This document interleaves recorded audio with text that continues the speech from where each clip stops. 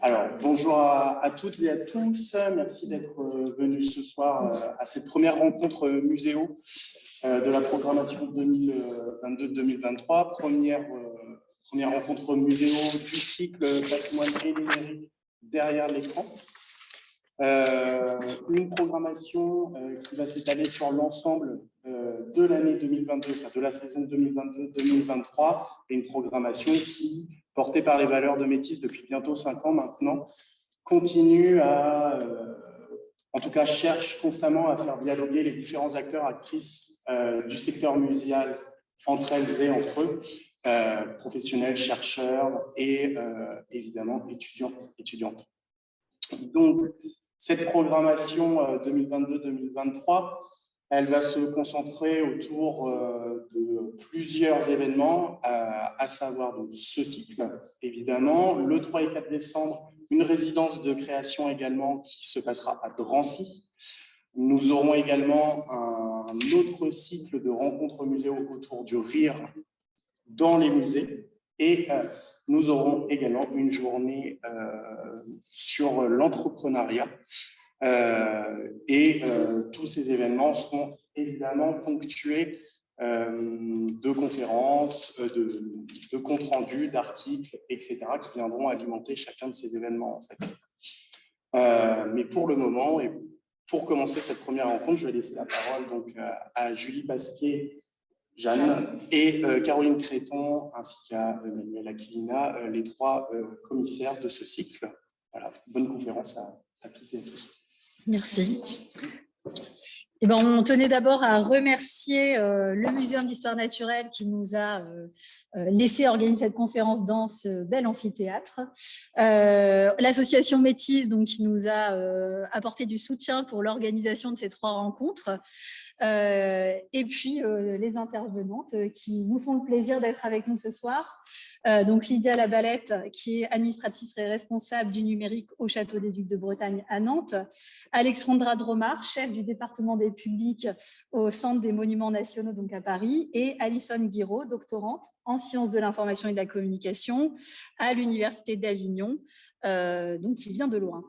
Et puis à tous nos partenaires qui nous financent pour ce projet, la Maison des sciences de l'homme de Bretagne, l'Université catholique de l'Ouest, l'Université Bretagne Sud et aussi le Château des Ducs de Bretagne et le domaine de Trévarez qui nous soutient dans un projet de recherche qui s'appelle DEXCUPAT, Dispositifs et expériences en culture et patrimoine, et qui vise à interroger les dispositifs de médiation numérique qui sont déployés au sein des institutions patrimoniales. Et dans lequel se trouve donc Julie Pasquier-Jeanne, maître de conférence en sciences de l'information et de la communication, moi-même également maître de conférence en sciences de l'information et de la communication, donc à l'Université catholique, et d'autres collègues qui organiseront d'autres rencontres à venir.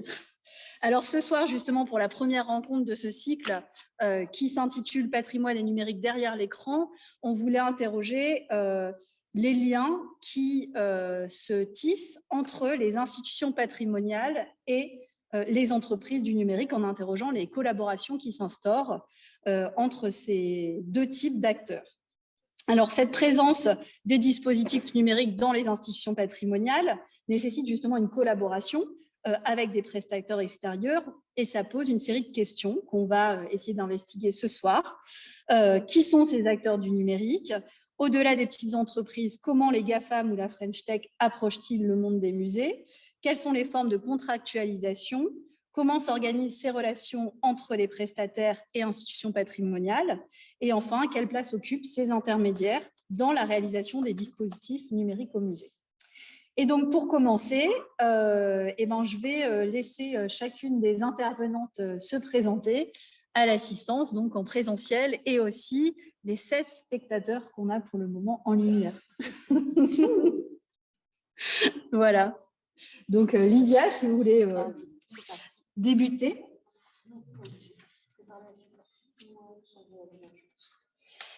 Donc moi, je suis Lydia Labalette, je suis administratrice au Château des Ducs de Bretagne et du coup responsable aussi du numérique, d'une partie des réseaux sociaux. quand même pour ceux qui ne seraient pas nantais, le château abrite le musée d'histoire de Nantes. On a à peu près, avant Covid, 1,4 million de visiteurs dans les extérieurs du château. Et dans le musée et les expositions, on a environ 420 000 visiteurs par an. Ça fait de nous une institution culturelle plutôt d'envergure pour la province. Le musée est ouvert depuis 2007. Il avait déjà beaucoup de dispositifs numériques à son ouverture parce que c'était un choix important de la conservation et de la direction d'intégrer tout de suite les dispositifs, pas comme des choses un peu en plus qui viendraient un peu parfois mal s'intégrer, mais vraiment les imaginer tout de suite dans la muséo, et notamment pour apporter du contenu qui ne pourrait pas être apporté par des collections manquantes.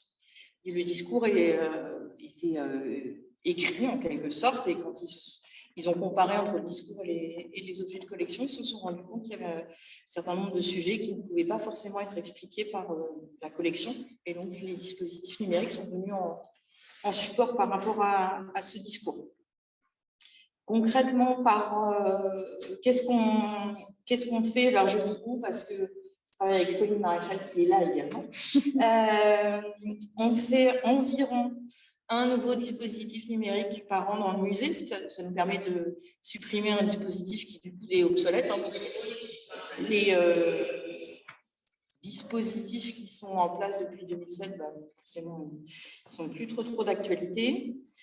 Ça peut nous arriver, et ça c'est vraiment assez satisfaisant, de transférer des dispositifs qu'on aurait mis pour des expositions, les mettre dans le musée quand les expositions sont en lien avec les sujets qu'on traite dans le musée. En l'occurrence, là, c'était le cas pour l'exposition Abîme qui avait pour thème l'esclavage. Et donc, comme c'est un thème fort du musée, on a mis un certain nombre de dispositifs dans le musée. On fait aussi environ 3-4 dispositifs par exposition.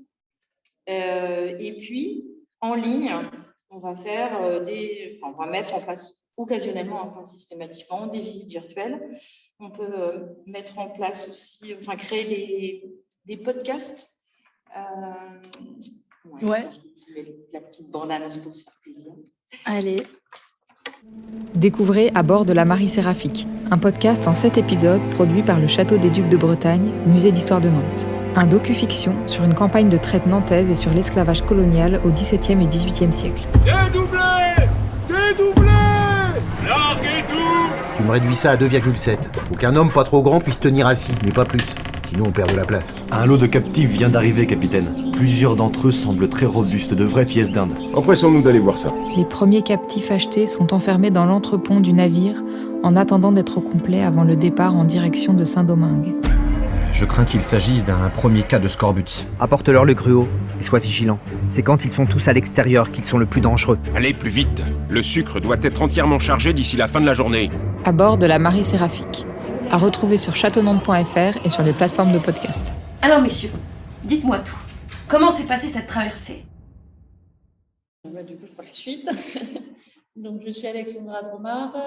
Je suis donc responsable du département des publics au Centre des monuments nationaux. Donc, c'est un département qui gère, on va dire, l'ensemble de la médiation, des dispositifs de médiation et la scénographie aussi qui est proposée dans les monuments. Donc, pour expliquer un petit peu le Centre des monuments nationaux, c'est l'ancienne caisse des monuments historiques et des sites naturels. Donc, c'est un établissement qui est plus que centenaire à présent. Donc, je le précise parce que ça aussi correspond beaucoup à l'image en fait qui est véhiculée aussi par l'établissement, puisque du coup, ça représente aujourd'hui 100 monuments en fait sur l'ensemble du territoire français, donc avec des monuments très connus comme l'Arc de Triomphe ou le Mont Saint-Michel, par exemple, mais aussi des monuments qui sont beaucoup moins connus, comme par exemple l'abbaye de Charroux, dans la Vienne, que j'aime beaucoup personnellement. Voilà. Du coup, donc, en 2014, l'établissement a connu une réorganisation. Donc, on était déjà le Centre des monuments nationaux. Et dans le cadre de cette réorganisation, a été décidée la création d'une mission qui s'appelle la mission stratégie prospective et numérique, qui avait justement pour objet d'être un peu le fer de lance du numérique, puisque dans certaines régions, alors là à Nantes c'est pas du tout le cas, puisqu'on est vraiment dans une ville très dynamique, vous avez du réseau, etc. Mais parce que le numérique c'est à la fois l'électricité et du réseau, souvent. Et donc il y a quand même plein d'endroits en France, et notamment certains monuments où par exemple il n'y avait même pas le GSM. Donc, c'est des fois un choc de culture, presque, le numérique. Donc, l'établissement a décidé, en fait, du coup, de vraiment rentrer dans le 21e siècle, on va dire, et de proposer donc, de la médiation numérique. Donc, moi, je suis arrivée à cette époque-là, pas dans cette mission-là, au département des publics. Et du coup, donc l'équipe s'est étoffée avec des personnes qui sont des spécialistes aussi de la médiation numérique.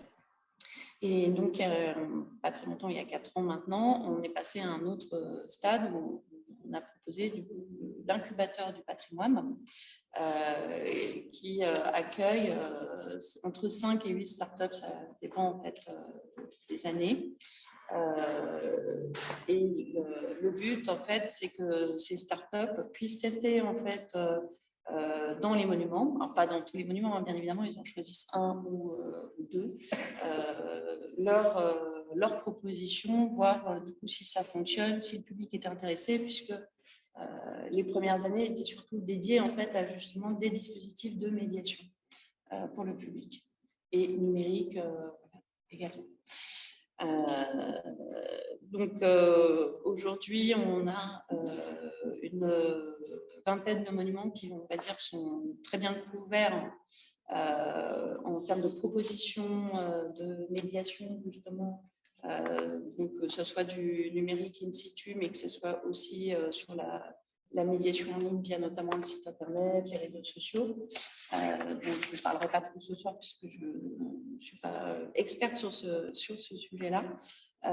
Et la période Covid, par contre, et la fermeture, comme tout le monde, voilà, nous a conduit à passer un autre cap et à réfléchir à l'hybridation aussi de la médiation, notamment entre le rapport entre la médiation humaine, les visites guidées qui sont très appréciées dans nos monuments et du coup la médiation humaine mais aussi numérique et à distance. Donc on a développé par exemple des visites guidées à distance qui du coup ont bien fonctionné avec certains publics et moins avec d'autres. Et bien évidemment, depuis qu'on a ouvert les monuments, du coup, c'est juste certains publics qui sont surtout les plus intéressés. Voilà. Peut-être on développera après. Merci. Oui, du coup, Alice Guiraud. Donc moi, je suis doctorante en sciences de l'information et de la communication. Je suis spécialisée en muséologie à l'Université d'Avignon. Je fais partie d'un laboratoire qui s'appelle le Centre Norbert Elias. Ma thèse, elle porte sur très largement la thématique numérique et patrimoine. Et je vais m'intéresser à les acteurs, les discours, les imaginaires, tout ce qui tourne autour de la filière tout ce que je vais appeler la filière du numérique patrimonial, c'est-à-dire le secteur des entreprises qui développent des outils numériques pour les musées, les patrimoines, le secteur de la culture, dont je suppose que c'est une filière des industries culturelles. Et du coup, ma thèse consiste à analyser, étudier ce secteur, ce marché, en portant une attention particulière à tout ce qui va être logique économique, logique politique et aussi logique culturelle, culture de l'informatique, culture du numérique, en rapport avec, disons, une culture patrimoniale.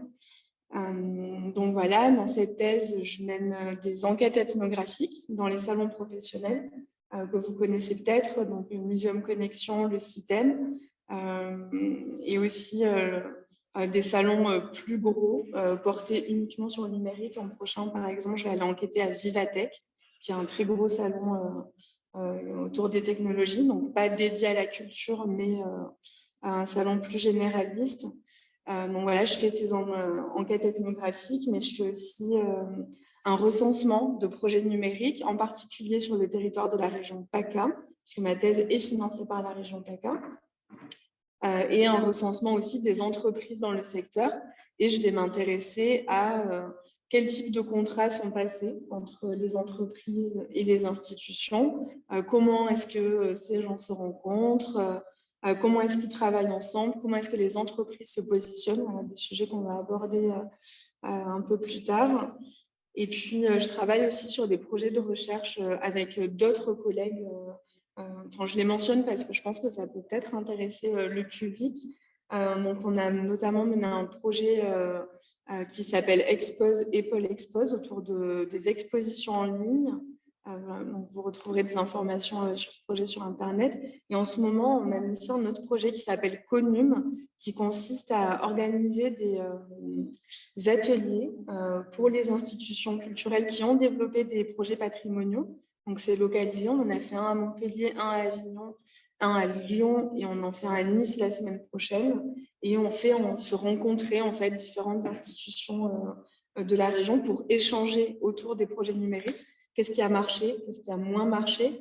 Et le but de ce projet, ça va être de rédiger une sorte de cahier de bonnes pratiques à faire avant de monter un projet numérique. Donc avec des éléments sur les contrats à passer, ce qui va être autour de la pérennité des dispositifs, des outils, etc. Donc voilà, dans mes recherches, je vais m'intéresser vraiment à ce secteur. Voilà, merci. Merci. Alors, je prends le relais. J'ai une question pour vous, Alexandra. Vous occupez un poste où vous avez justement en charge la stratégie de médiation, alors notamment numérique, mais pas que, vous parlez d'hybridité. Et pour un réseau national, celui des monuments nationaux, quels sont vos moyens d'action pour développer cette stratégie? C'est-à-dire, est-ce que vous faites de la veille? Alors, j'imagine que oui. Mais si oui, comment vous faites de la veille et comment finalement vous prenez des décisions pour aller dans telle ou telle direction? Alors peut-être vous pouvez étayer vos propos avec des exemples. On avait noté le château de Bussy-Rabutin, le Panthéon ou encore le château d'Angers. Alors, oui. Du coup, sur la question de la veille, déjà, comme je le disais, maintenant, on a donc la mission dont je parlais dans notre établissement qui fait de la veille de façon très continue et beaucoup de sourcing. Nous, au niveau du département du public, on fait aussi beaucoup de veille. C'est très important puisqu'il faut qu'on suive les pratiques à la fois culturelles des visiteurs et aussi les pratiques de nos métiers, qu'est-ce qui se fait ailleurs, etc. Voilà, quelles sont les bonnes idées. Donc, on est toujours très intéressés. Donc, il y a d'une part venir dans les différents lieux culturels. Ça, c'est déjà une chose. D'autre part, il y a effectivement les salons. Donc, pareil, le deuxième type thème, deuxième connexion. Enfin, voilà, je pense qu'on fait tous les mêmes et qu'on se retrouve dans tous les mêmes. Voilà. Et aussi conférences, colloques, etc. Enfin, voilà, c'est pareil, on se retrouve tous un petit peu et ça nous permet d'échanger. L'intérêt, c'est qu'échanger entre professionnels, justement, de lieux culturels, ça permet aussi de partager des expériences. Donc ça, c'est très important. Et du coup, en tout cas, nous, pour notre stratégie, en tout cas au niveau de notre établissement, l'idée, c'est de travailler sur une complémentarité de la médiation. Donc, la médiation numérique en est un pan et ça doit venir en fait en complément, mais jamais en fait en substitution d'autres choses. Et ce qu'on a remarqué, c'est que, par exemple, un dispositif qui maintenant est devenu, qu'on a standardisé, j'ai envie de dire chez nous, qui est le dispositif type cartel numérique.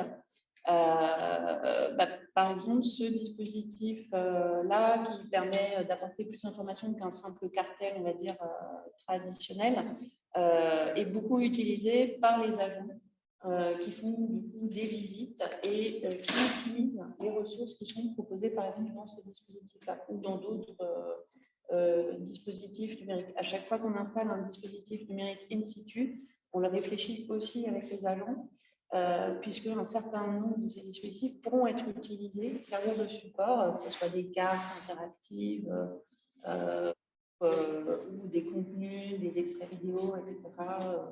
Voilà. Donc, le but, c'est qu'à chaque fois, ça vienne s'insérer en fait dans la médiation globale qui est proposée dans le monument et que ça ait du sens. Parce que par contre, le dispositif juste waouh, s'il n'y a pas de sens derrière, ça ne sert pas à grand-chose en fait. Donc, ça ne fonctionnera pas très bien.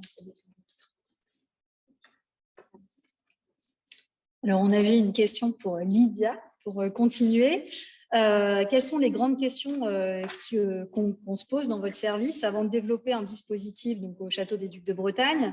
Et autrement dit, quelles sont les étapes dans ce travail depuis les préconisations qu'il est possible de faire à la direction du château par votre service jusqu'au moment de la conception et son entrée dans l'espace d'exposition? On va commencer à dire un petit peu la même chose parce que on fait évidemment beaucoup de veille aussi, notamment parce que voilà, les choses évoluent et qu'il faut être assez au point sur ce qui se fait, mais aussi parce que l'échange avec les collègues, quand je dis collègues de toutes les autres institutions, cet échange, il est important et il est facile en fait, parce qu'on n'est pas concurrents. Ça, c'est quand même quelque chose qui est très agréable dans ce secteur, c'est qu'on n'est pas comme dans un milieu industriel, par exemple, on ne se fait pas concurrence. Donc, on peut très facilement échanger sur les méthodes et même les coûts. Pour beaucoup, on parle d'argent public, donc de toute façon, on peut être complètement transparent. Donc, ça, c'est vraiment un élément important et riche et qui est toujours apprécié par tous. Et hier encore, on a reçu les collègues de Montréal et c'est vraiment important dans notre métier. Donc on travaille en regard des autres, mais aussi beaucoup avec l'ensemble des collègues du musée. En fait, avant de se lancer dans un dispositif, en gros, on précise la commande, la demande. C'est-à-dire qu'on va aller voir le service des publics, le service technique, si c'est pour une expo, le service des expos, évidemment la conservation, évidemment la direction. Et une fois qu'on a toutes les attentes de tout le monde, on peut s'atteler vraiment à la définition de ce besoin. Il faut qu'on définisse aussi évidemment les délais, les coûts, parce que c'est des éléments importants. L'effet waouh dont vous parliez, évidemment, je crois qu'aujourd'hui, ça y est, maintenant, dans les institutions culturelles, on a tous dépassé ça, donc on ne cherche pas l'effet waouh. Nous, on se protège même assez de même l'effet un peu trop innovant, en tout cas en termes d'innovation technologique. On ne va pas aller s'aventurer dans une techno qui ne serait pas très sûre, parce que déjà, avec les technos sûrs, on n'est pas sûr à 100% que ça marche tout le temps. Donc on ne va pas s'aventurer dans des trucs vraiment très, très innovants qui ne seraient pas encore complètement stabilisés. Et même en innovation d'usage, on ne va pas forcément aller vers quelque chose de trop radical. On connaît notre public, on le connaît vraiment bien. On a un public de musées d'histoire, donc on n'est pas non plus comme ici dans un musée de sciences. Donc on ne peut pas se permettre des choses forcément très, très, très innovantes. Là, en l'occurrence, on s'est autorisé un dispositif où on demande aux visiteurs d'être acteurs. Et a priori, on est plutôt satisfait, ça a l'air de fonctionner. Mais là, on est vraiment à la limite de ce qu'on va s'autoriser parce qu'on ne voudrait surtout pas mettre en place des dispositifs et que les visiteurs passent à côté. Donc, on est vraiment vigilant sur la capacité à comprendre et avoir envie aussi. Il ne s'agit pas de les brusquer en leur proposant des dispositifs qu'ils ne comprendraient pas ou qu'ils n'apprécieraient pas. Les visiteurs, ils évoluent comme nous tous en fonction de ce qu'ils pratiquent au quotidien. Donc, on est assez vigilant à leurs attentes. Peut-être que vous pouvez me montrer le petit teaser. dispositif tout nouveau qu'on a mis en place il y a une quinzaine de jours, qui demande donc aux visiteurs de s'autoriser à toucher un mur pour avoir de l'information. Donc, vous voyez, là, on est déjà assez un peu différent de ce qu'on fait habituellement dans un musée d'histoire. Je ne sais pas où est le... Ah, il est là. Le partage d'écran. Le moniteur est désactivé. Je ne sais pas comment ça se fait. C'est quoi les partages? Il est ouvert en plus là. Là, en fait, oui.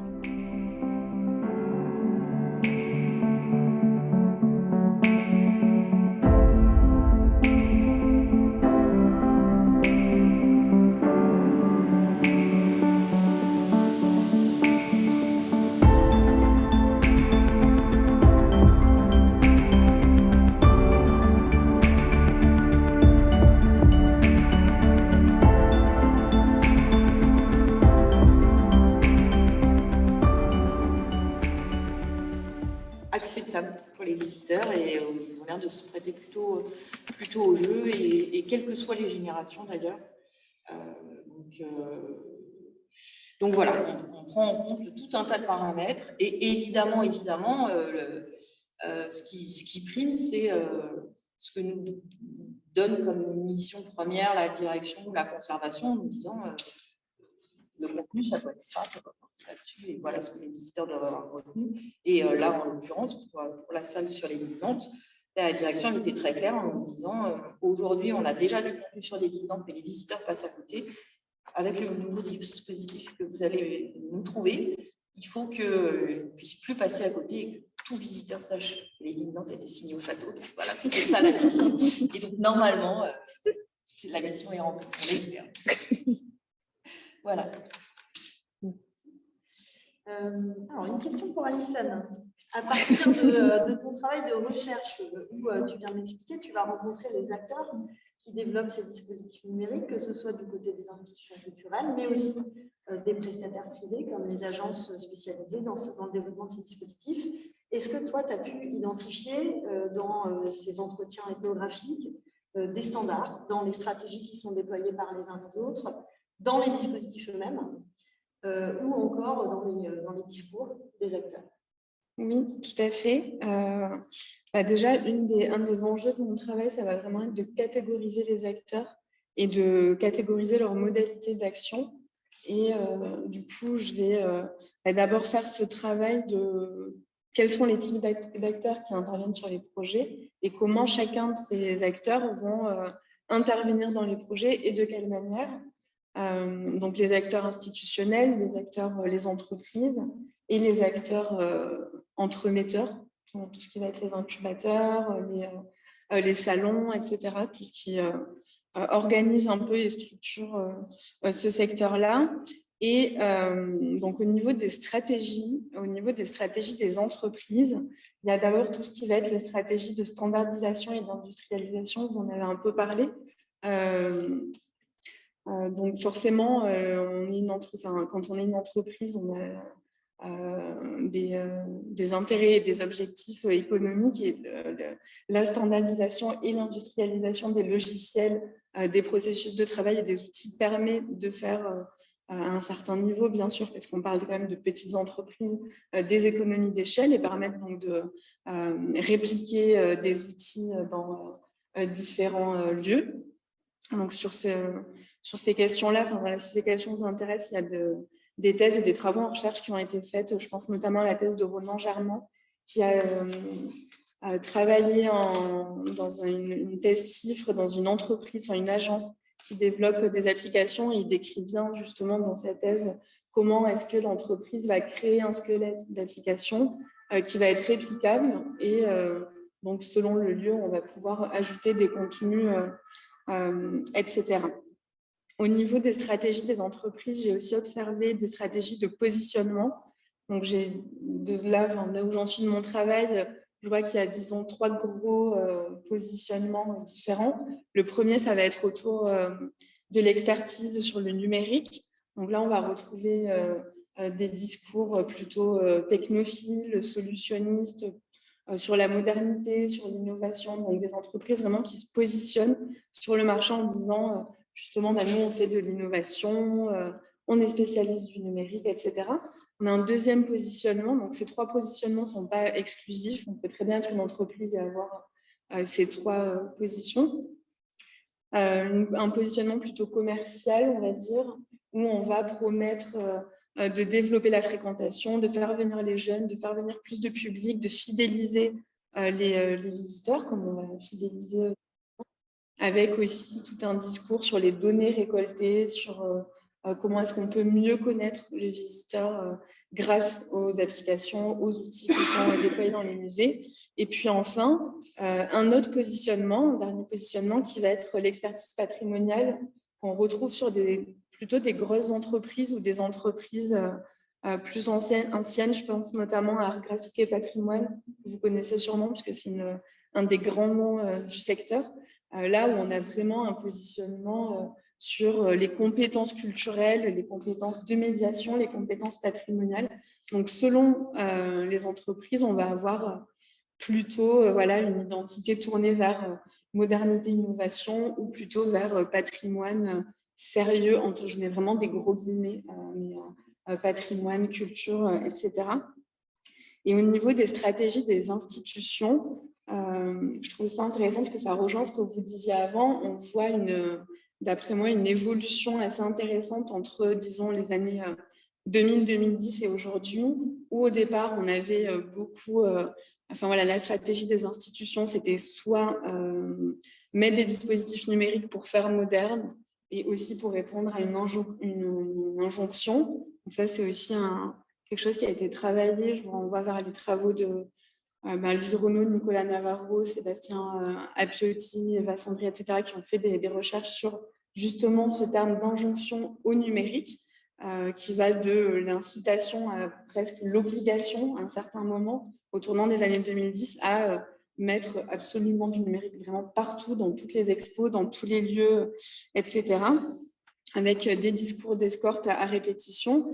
Et aujourd'hui, ce qu'on observe, c'est plutôt un mouvement, là, depuis quelques années, puis aussi depuis le Covid, plutôt réflexif de la part des institutions qui montrent vraiment des stratégies sur on ne va pas choisir l'entreprise pour justement l'effet waouh ou au hasard, mais plutôt est-ce que l'entreprise nous offre des garanties, est-ce que le dispositif va être pérenne, est-ce qu'il va être gourmand en énergie, est-ce qu'il va correspondre vraiment aux usages des visiteurs, aux valeurs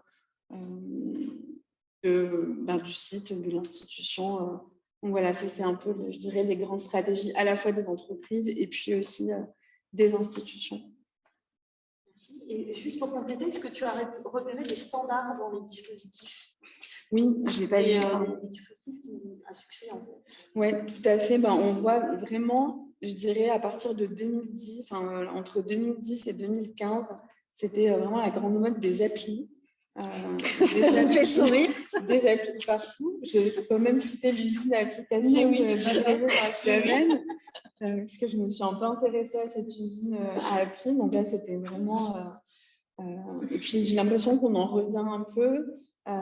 Donc, l'appli sur le téléphone, mais qui va de pair, en fait, avec l'évolution technologique de la société, le développement de l'iPhone, des App Store, etc. Enfin, voilà, je pense que toutes ces évolutions, elles sont vraiment à voir avec à la fois un contexte technologique mondial, mais aussi un contexte politique. Tout ce qui va, il y a eu aussi énormément d'appels à projets sur la numérisation du patrimoine. Il y a eu, après les applis, tout un truc sur la réalité augmentée, la réalité virtuelle, la restitution.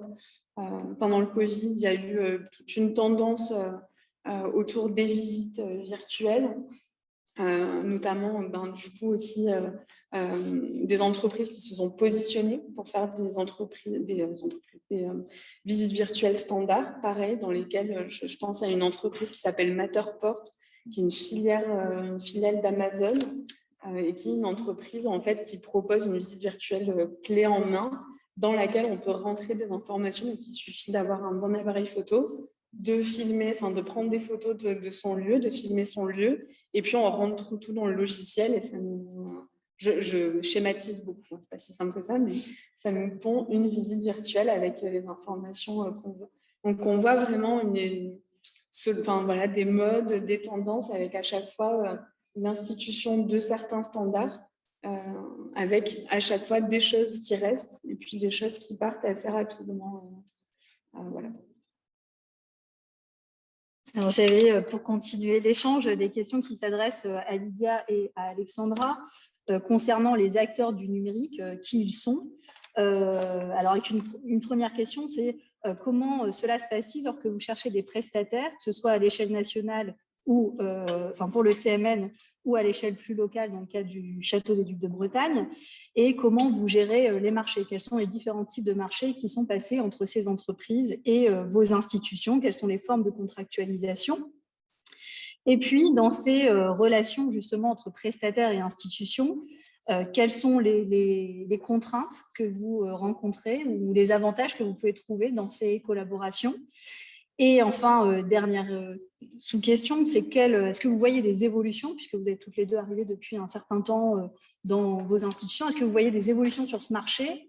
Et si oui, quelles sont-elles sur les acteurs avec qui vous collaborez? Est-ce qu'ils se renouvellent? Est-ce qu'il y en a qui s'installent vraiment? Est-ce qu'il y a l'émergence de petites entreprises régulièrement? Donc, c'est peut-être un peu vaste, mais je pourrais relancer.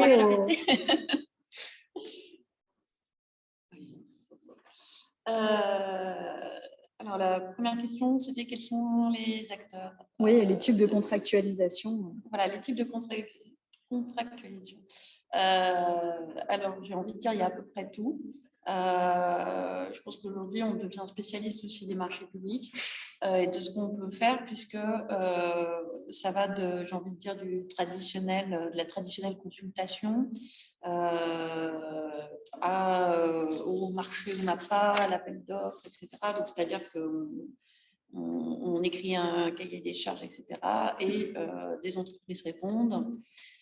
Et on sélectionne l'entreprise qui a répondu, qui a eu la meilleure réponse. Ça, j'ai envie de dire, c'est un peu ce qu'on a toujours voulu. On a fait aussi du coup des partenariats, donc un peu ancien aussi. Il y a par exemple tout ce qui est mécénat de compétences. Donc ça peut être une forme aussi de travail, voilà, avec des entreprises qui sont spécialisées justement dans ces domaines-là. Alison citait tout à l'heure par exemple AGP. Nous, on a fait un partenariat justement avec AGP. On en a fait aussi dans le domaine des applications avant qu'on lance l'usine à application pour tester la chose du CMS, etc. Parce que sans monument, c'est aussi une question d'échelle à un moment donné. Ça, je pense qu'il faudra peut-être qu'on en reparle, mais standardiser, ça permet de réduire aussi des coûts. Et après, en fait, de mettre du budget pour faire justement de l'expérimentation, pour tester des choses nouvelles à côté. Donc, c'est pas si mal que ça non plus, je le défends aussi. Et du coup, on avait travaillé avec donc SmartApps qui avait fait un mécénat de compétences pour nous. C'était au Château d'Angers, ça devait être en 2014 pour l'exposition Saint-Louis. Et ça nous a permis de tester le principe de l'usine à application, voilà, avec un CMS, etc. Voilà.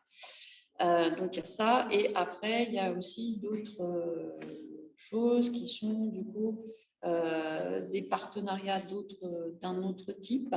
Il n'y a pas de coproduction au sens juridique de la coproduction, puisque ça, c'est qu'il faut être diffuseur, en fait. Nous, on ne l'est pas. Mais il y a des partenariats qui peuvent être faits, notamment quand on fait quelque chose de très, très spécifique. Je pense notamment à un partenariat qu'on a fait avec l'agence Pimp Intime pour un jeu en fait, vidéo sur tablette et PC autour de François Ier. Donc là, très clairement, il nous fallait une entreprise spécialisée là-dedans et on a pu faire un partenariat. Après, il y a aussi d'autres types de partenariats qui sont faits. Donc, il y avait la question aussi des GAFAM. Par exemple, nous, on a travaillé une fois avec Google. Donc, c'était en 2017, donc c'était aussi pour le Château d'Angers, puisqu'à cette époque-là, alors je ne sais jamais, c'est Google Agriculture ou Google Cultural Institute, je ne sais plus. Voilà, qui du coup faisait les châteaux de la Loire. Donc du coup, je pense que tout le monde a entendu parler ici. Voilà. Et donc du coup, à cette occasion, on avait la visite aussi d'une mission de l'UNESCO pour classer en fait au patrimoine mondial la tapisserie de l'Apocalypse qui est au château d'Angers. Et donc on a du coup travailler sur un partenariat avec Google pour une numérisation en gigapixels de la tapisserie. Et du coup, ils ont pris en charge la réalisation d'un film qui est présenté dans une salle qui est avant en fait, la tapisserie. Donc là, par contre, j'ai des images à vous montrer. Je vous ai pas emmené le film puisque pour le coup, c'était trop lourd là, pour le coup, vu que c'est un film qui est présenté sur 3 murs. Donc là, la première image, c'est, juste pour remettre en contexte, c'est quoi la tapisserie de l'Apocalypse, voilà, au cas où. Et donc, les images d'après, donc ça, c'est la salle, donc c'est une projection sur 3 murs avec des images en gigapixels. Je rappelle, la tapisserie, elle fait 120 mètres de long, donc c'est pas un... Voilà. Et donc, il y a de très belles images qui ont permis, en fait, du coup, de faire un dispositif. Alors, pour le coup, je l'avoue, un peu waouh, voilà. Hein.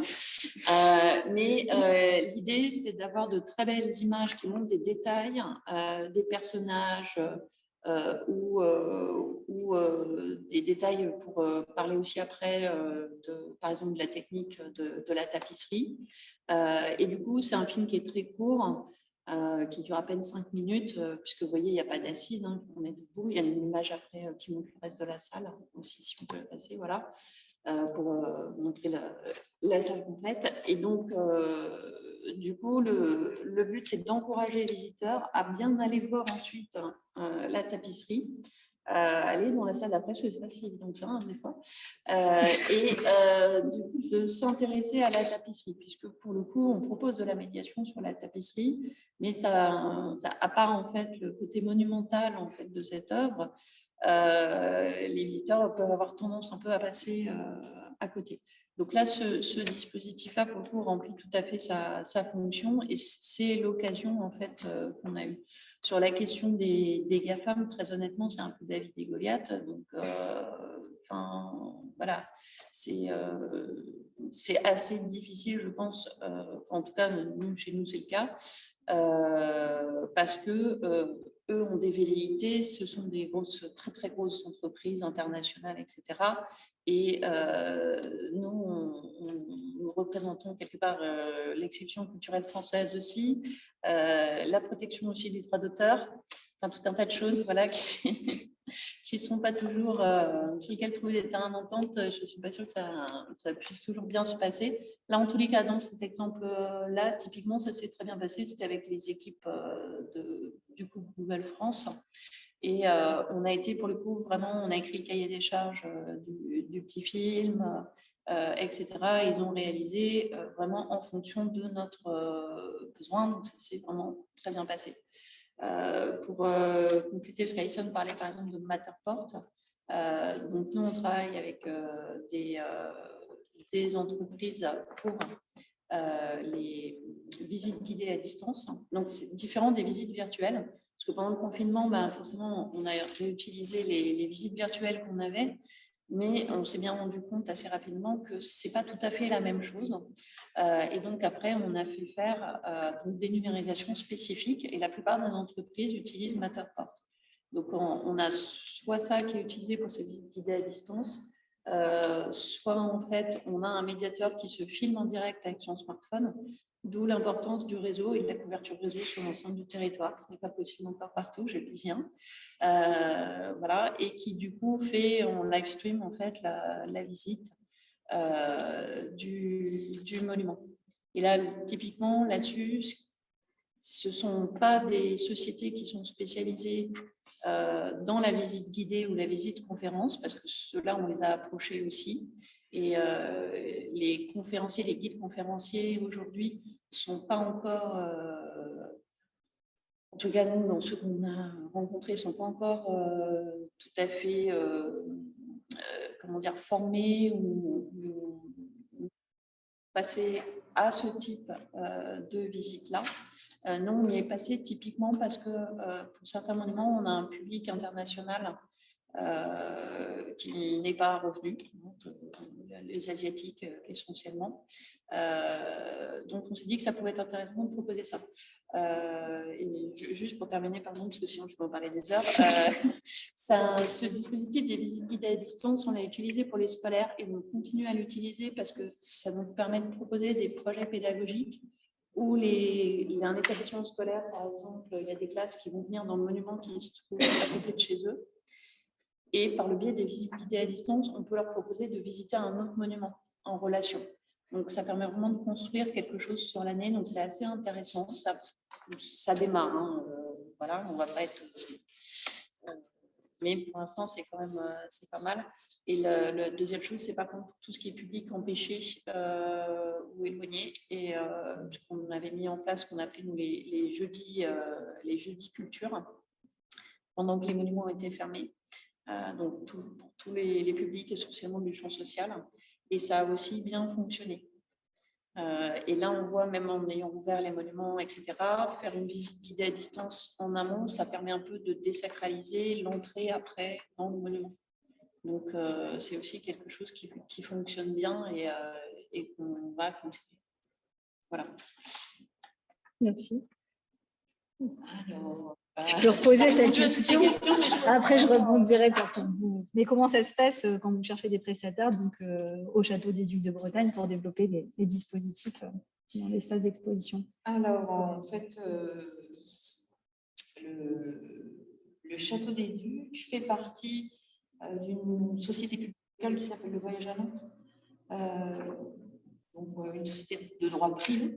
Mais néanmoins, étant donné qu'on est en délégation de service public pour Nantes Métropole, on est soumis à la commande publique. Donc, en fait, je pense qu'on a exactement les mêmes contraintes sur l'étude de marché en fonction de, voilà, des sommes globales, soit pour une expo, soit des sommes spécifiques pour un projet quand on travaille dans le musée. Et donc, voilà, on passe des marchés publics avec tous nos prestataires. On a la chance d'être accompagné par le service juridique, puisque dans le voyage à Nantes, il y a un service juridique. Donc, si on a la moindre question sur est-ce qu'il faut bien faire comme ci, comme ça, parce que c'est quand même très, très compliqué. Donc, on a la chance d'être épaulé par le service juridique qui nous fait aussi des contrats de cession, de droit, par exemple.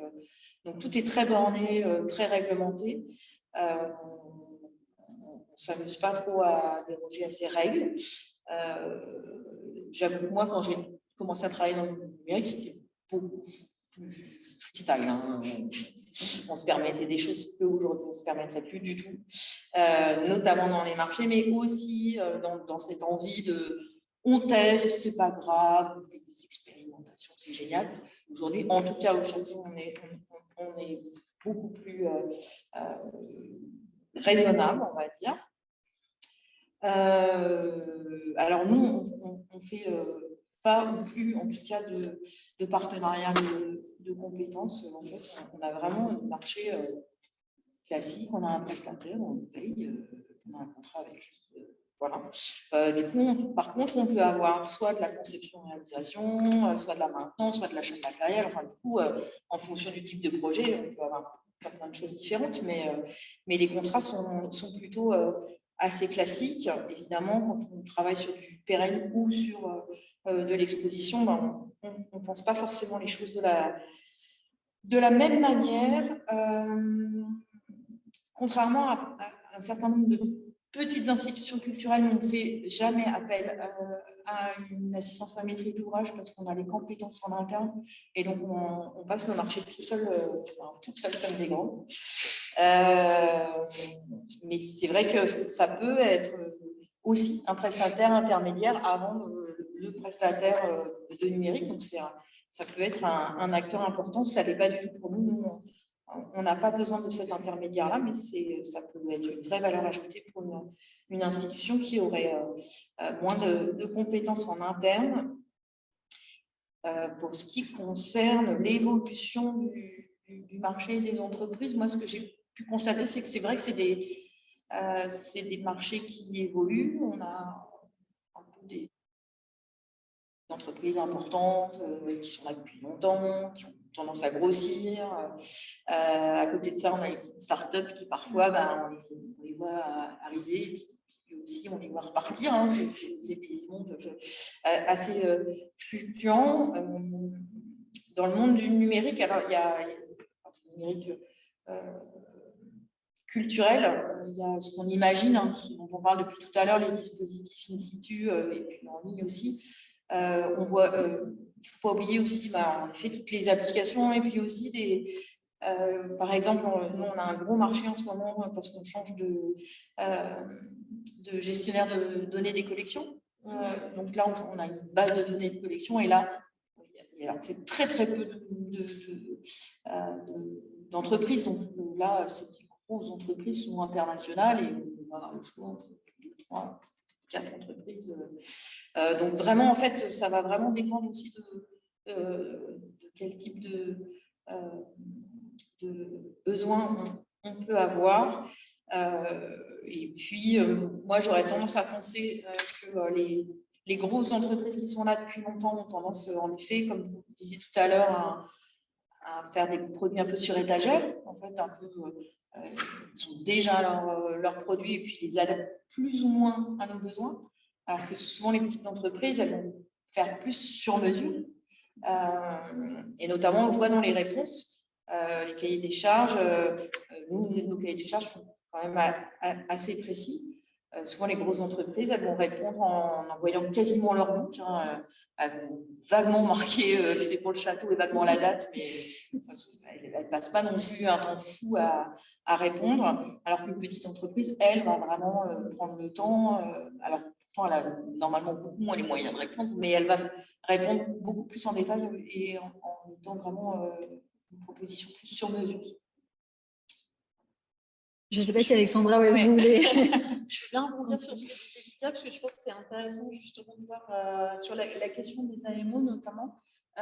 Nous, on fait appel très souvent à des AMO muséographes, essentiellement muséocénaux. Donc là, la question, c'est pas tant le fait de ne pas avoir les compétences en interne parce qu'on les a. La question pour nous, c'est par contre de gérer un volume de projets parce qu'on est une petite équipe en fait et du coup alors on ne fait pas les 100 monuments en même temps hein, bien sûr mais on s'est retrouvé là au sortir du Covid avec du coup plein de projets qui du coup ont été décalés plus le plan de relance sur lequel du coup on a engagé des travaux de restauration, etc. Et du coup, on nous a demandé, vu qu'il y a les travaux de restauration, tant qu'à faire, on fait la présentation des collections dans le monument, etc. Et donc, du coup, là, les dernières années et demie, là, on a fait appel à pas mal d'AMO parce qu'on n'était plus en capacité, en fait, en termes de volume, en fait, de sortir des projets, parce que ça demande du temps à chaque fois. Un projet, quel qu'il soit, ça demande de connaître le monument, son histoire, etc., de se plonger justement avec les références scientifiques sur qu'est-ce qui va être le plus intéressant. C'est dit justement par rapport à l'évidence, j'ai beaucoup retrouvé ça aussi. Et donc, du coup, tout ce temps-là, c'est pas extensible. Donc, du coup, nous, on fait appel quand même à pas mal d'AMO. Et sur l'autre point qui était très intéressant, parce que je le partage tout à fait sur l'évolution du marché où effectivement il y a les grosses sociétés qui ne vont pas répondre de façon très précise aux besoins et les plus petites entreprises qui, elles, même si certaines sont un peu anciennes et elles n'ont pas forcément passé un certain seuil et donc du coup elles vont faire plus du sur-mesure. Ce qui va être plus intéressant quand même pour nous parce que la standardisation, on va dire, c'est intéressant pour les applications de visite. Très clairement, aujourd'hui, on sait qu'on ne va pas, en l'état, en tous les cas, on ne va pas révolutionner l'application de visite. Hein, c'est du texte, de l'image, de la vidéo, du son, du repérage, ce genre de choses. Ce qui fait que, par exemple, il y a beaucoup de startups qui s'étaient lancées et nous, il y en a beaucoup qui nous avaient contactés en venant nous proposer leurs applications de visite, etc. Et déjà, nous, on avait l'usine à appli, voilà. Bon, c'était une chose, mais du coup, en fait, c'était pas innovant parce que, en fait, des applications de visite, le marché, c'était plein d'entreprises qui se lançaient dans le monde des applications de visite. Et il y avait en plus des acteurs qui étaient déjà des habitués du numérique culturel qui s'étaient lancés dedans. Donc, du coup, ces startups-là, typiquement, moi, il y en a plein que j'ai vus et qui n'ont pas passé la période Covid, malheureusement pour elles. Et du coup, le standard, ça peut être intéressant pour certaines choses. Mais très souvent, je crois, dans la plupart des lieux, justement, on est tous à rechercher le dispositif qui va être pensé, réfléchi spécifiquement pour le lieu, pour le public, etc. Et ça peut être que du sur-mesure, en fait. Je voulais juste compléter. Merci. Alors, Alison, justement, là, on parle des acteurs du numérique. Est-ce que tu pourrais nous dire, si tu les as identifiés, les caractéristiques de ce marché dont on parle? Combien y a-t-il d'opérateurs, d'acteurs? Est-ce que c'est un marché qui est internationalisé, notamment lors de ces salons? Est-ce que, alors je te pose beaucoup de questions, on va revenir dessus. Est-ce qu'il s'agit principalement de petites entreprises? On en parlait à l'instant. Est-ce qu'elles sont toutes spécialisées dans la culture ou dans d'autres champs d'action? Et puis, quels sont les jeux d'influence en fait que tu as pu remarquer, observer, notamment lors de tes visites à ces fameux salons? Oui, alors ça fait beaucoup de questions, mais j'ai des petites notes. Sur la question de combien il y a d'opérateurs dans ce marché, c'est très difficile de le savoir pour différentes raisons et d'où justement la nécessité de travailler, je pense, sur ces secteurs. Déjà, c'est difficile de savoir parce qu'il y a plein de produits différents. Donc, moi, je travaille spécifiquement sur les entreprises qui développent des outils d'aide à la visite. Mais il y a, on le disait, vous l'évoquiez tout à l'heure, toutes les entreprises qui vont développer des bases de données de collection, des logiciels métiers, plein d'autres entreprises qui travaillent avec des outils numériques, qui proposent des outils numériques au musée, mais pas forcément pour l'aide à la visite. Il y a aussi tout ce qui est la communication sur Internet, etc. Donc déjà, des produits différents. Et dans la catégorie des outils d'aide à la visite, il y a encore là les applications, les tablettes, les tables les multitouch, les idées, les visites à distance. Il y a beaucoup de produits différents. Et je me suis un peu intéressée dans mon corpus des entreprises au code NAF. Donc c'est le code de nomenclature d'activité. Et je trouvais ça intéressant de voir qu'en fait, il n'y a pas de code qui correspondrait à ces genres d'entreprise et qu'il y a différentes catégories. Donc, je les ai notées. Il y a médias, informatique, culture. C'est quand même 3 domaines très différents. Et on peut avoir, par exemple, 2 entreprises qui proposent des produits tout à fait similaires et qui sont positionnés de la même manière, mais qui, quand on creuse sur leur statut, sont positionnés l'une en informatique et l'autre en culture, par exemple, avec aussi différentes sections. On a un qui se présente du coup dans le code NAF comme éditeur de logiciels ou traitement de données. J'ai trouvé aussi production de films et de publicité, design, spectacle vivant. Donc déjà, au niveau, on va dire, juridique, institutionnel, on a quelque chose de très hétérogène, ce qui complique la chose quand on essaye de voir combien est-ce qu'il existe d'opérateurs. Donc, si je me base sur ce que j'ai vu dans les salons professionnels, donc j'ai noté un peu des chiffres. Au CITEM, l'an dernier, il y avait 148 exposants, dont 63 qui étaient des startups. Et dans ces 148 exposants, il y en avait 35% qui étaient dédiés au numérique et au patrimoine. Et à Museum Connexion, cette année, il y avait 60 startups dans la partie tech, puisque c'est un salon où il y a aussi une partie produits dérivés. Donc voilà, ça veut tout et rien dire. Parce que, donc, en plus de ça, il y a les grands noms des entreprises, AGP par exemple, plutôt anciennes, ou des entreprises qui existent depuis longtemps ou qui ont fait des gros contrats récemment, donc qui sont mises en lumière et dont on entend souvent parler. Mais il y a aussi de toutes petites entreprises. Le milieu du start-up, on le disait, c'est un milieu où il y a énormément de turnover. Donc, j'ai trouvé encore des chiffres. Selon l'INSEE, 50% des startups, donc tout domaine confondu, on ne parle pas uniquement de culture, ne dépassent pas les 4 ans. Et le taux d'échec des startups est aujourd'hui de 80%, ce qui est énorme et qui fait qu'on a souvent, je le vois dans mes terrains, des entreprises qui ont une durée de vie, je dirais, entre 2 et 5 ans. Donc, il y a vraiment un problème aussi, pour moi en tout cas en recherche, de traçabilité de ces entreprises, parce que je vais par exemple m'intéresser à un projet qui a été mené en 2015, et puis quand je vais voir l'entreprise, quand j'essaye de voir l'entreprise, en fait, juste elle n'existe plus. Donc des fois, on les retrace parce que la start-up n'a pas fonctionné, donc ils ont monté une autre start-up dans le même domaine, donc on arrive un peu à les pister, mais c'est un secteur où il y a beaucoup de renouvellement des entreprises. Ce que j'ai identifié aussi, c'est qu'il y a beaucoup donc ces petites entreprises sont plutôt territorialisées. J'avais fait une carte pour essayer de un peu voir quelles entreprises œuvraient dans quelle région. Et ce qu'on voit, c'est qu'avec le développement de réseaux via les structures qui accompagnent, par exemple, donc les incubateurs, les pépinières d'entreprises localisées, etc., on voit qu'il y a vraiment des entreprises par région qui ont un peu balayé les grands sites et institutions au niveau régional. Qu'est-ce que je me suis notée sur la question du marché internationalisé, il est très peu internationalisé. Il y a beaucoup d'entreprises qui œuvrent uniquement en France.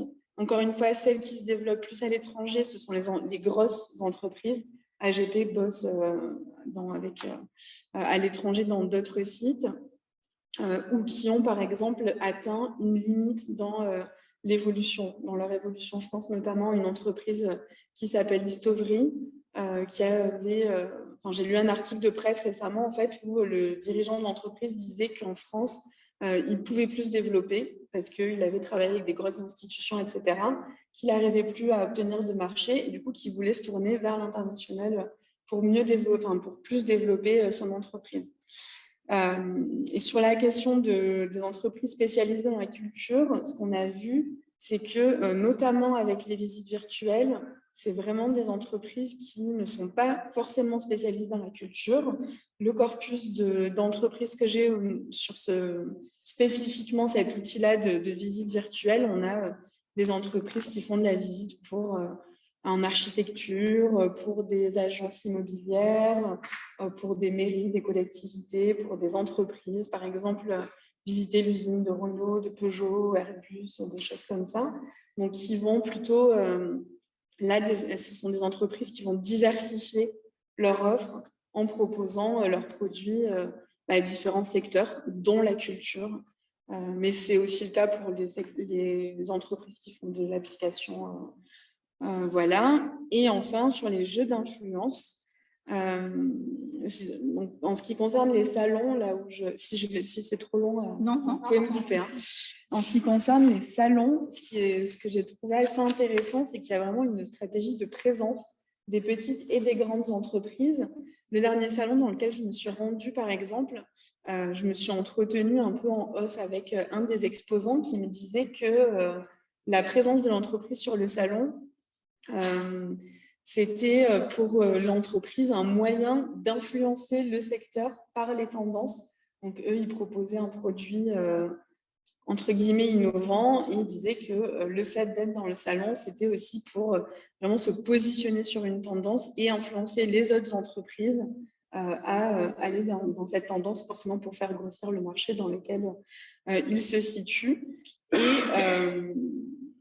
Et donc voilà, et on le voit bien dans les salons, cette stratégie de se positionner, notamment dans les conférences et les ateliers, de montrer quel projet on a fait, quel type de projet, avec quelles institutions.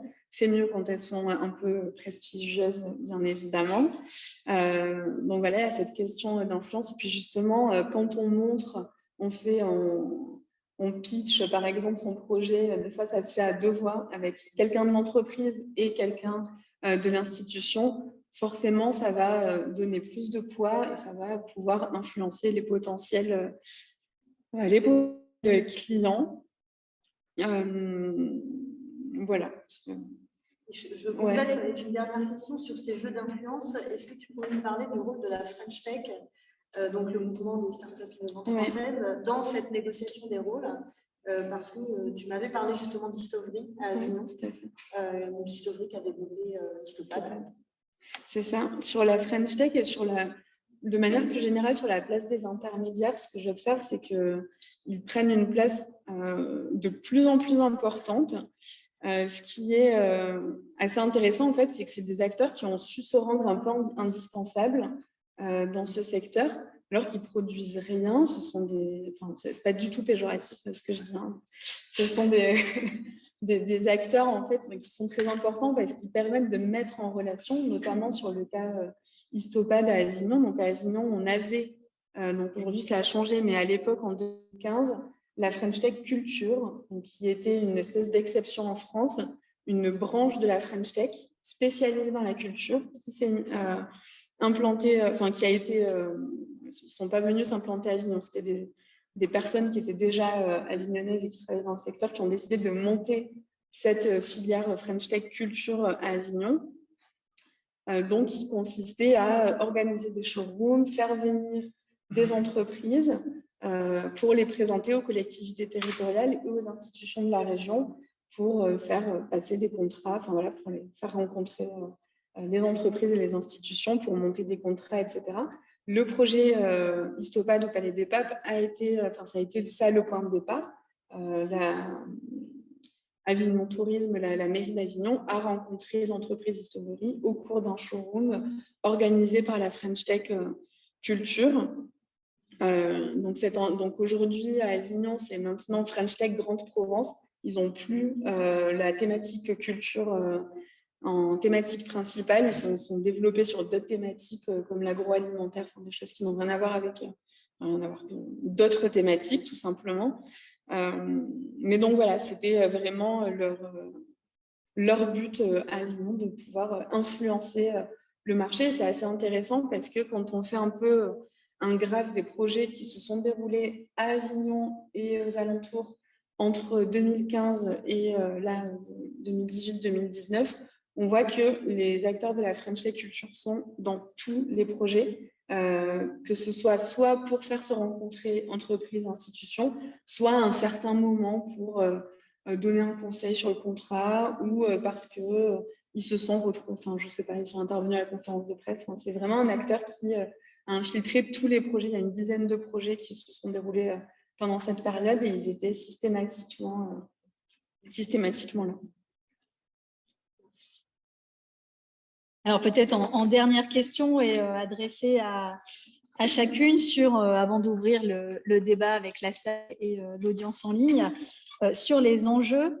Donc, quelles sont les évolutions que vous percevez chacune sur le numérique dans les musées, que ce soit en termes de nouvelles attentes qui pourrait y avoir, d'une part du point de vue des publics, mais aussi les attentes qu'il pourrait y avoir du côté des professionnels. Lydia, si vous avez envie de... Allez.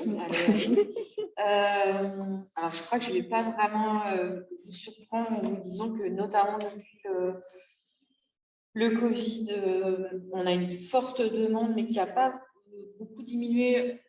J'en ai l'impression, malgré le fait que les sites soient ouverts sur beaucoup de vidéos et beaucoup de podcasts, on voit que c'est vraiment des outils qui fonctionnent bien, qui sont demandés, qui permettent aussi de toucher un public qui serait peut-être un petit peu moins, on va dire, fan des musées. Nous, une des raisons pour lesquelles on a produit le podcast dont on parlait tout à l'heure, c'est aussi parce qu'on s'est dit on peut toucher du public à distance déjà, le public qui viendra peut-être jamais dans le musée, mais auquel on peut parler de notre sujet essentiel, mais aussi parce que les podcasts sont très écoutés par les, on va dire, 18-35 ans ou même 25-35 ans, ce qui n'est pas forcément notre cœur de public. Nous, souvent, ils viennent un peu avant et puis ils viennent un peu après, mais entre 18 et 30 ans, c'est quand même parfois un peu difficile de les avoir. Donc là, c'était aussi l'occasion de toucher ces publics-là. Moi, ce que je constate aussi, mais là, pareil, je pense que ça ne va pas beaucoup vous étonner. Après cette grande mode des applis il faut des écrans partout. Aujourd'hui, en fait, il ne faut plus trop d'écrans. Au niveau de l'applicatif, j'aurais tendance à penser que ça a été beaucoup la mode, ça ne l'a plus été du tout, et peut-être que là, ça revient un peu. Parce que quand même, c'est quand même hyper pratique. Donc on ne peut pas vraiment s'en passer. Par contre, on voit que on aurait fait, sans se poser de questions de dispositifs, par exemple, pour des enfants sur des tablettes. Aujourd'hui, on peut se poser la question. Il y a quand même plein de parents qui disent non, moi, j'en ai peur, mon enfant, dans un musée pour qu'il ait une tablette entre les mains. Les visiteurs qui vont dire aussi oh, c'est bon, les écrans, j'en ai toute la journée au bureau, à la maison, tout ça, donc j'ai envie d'autre chose. Donc, il faut réussir à leur proposer le contenu qu'on leur mettrait sur un écran, parce que ça, ils le veulent toujours, ce contenu, mais pas sur un écran. Donc, c'est là où il faut être un peu malin. Alors, ça peut être par du son, le son, vraiment, ça marche bien. Ou ça peut être tout bêtement, on va projeter via une vidéo proche sur un mur et pas le mettre sur un écran. Bah, déjà, ils ont l'impression que c'est moins numérique. C'est un peu étrange, mais n'empêche que voilà, ça peut marcher. On voit, alors, notamment plutôt dans les musées de sciences, mais c'est vrai qu'on a tendance à pas mal regarder ce que font les musées de sciences parce que c'est un peu l'avant-garde et qu'on va finir tous par y passer normalement. Donc, il y a de plus en plus de mixte entre le virtuel et le tactile, pardon. Et donc, on va avoir des dispositifs digitaux, je le dis en regardant Pauline Maréchal, parce que voilà, Pauline rêve d'un dispositif digital au château.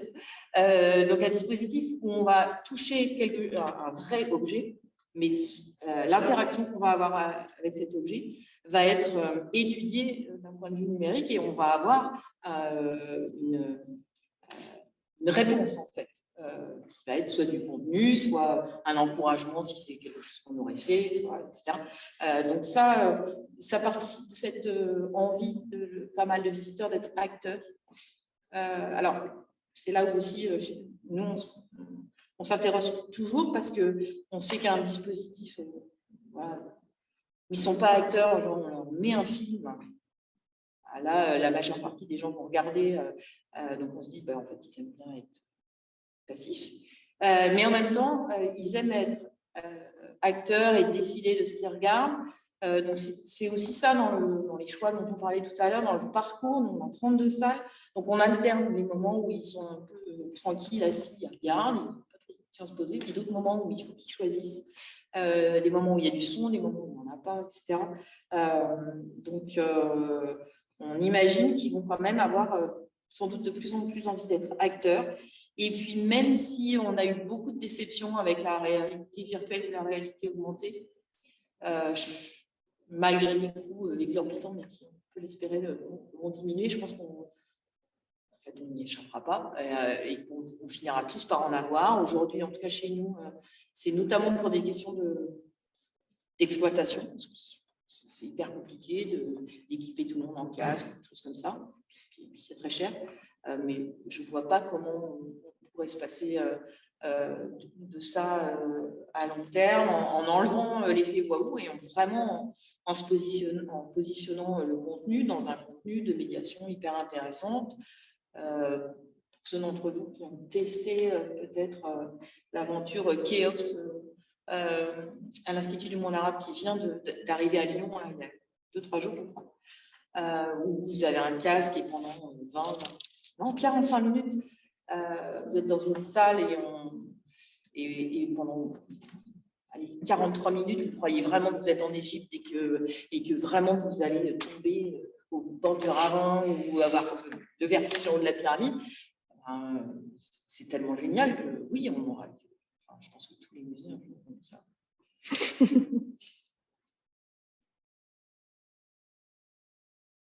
Du coup, je pense qu'on a des visiteurs complètement similaires. Voilà.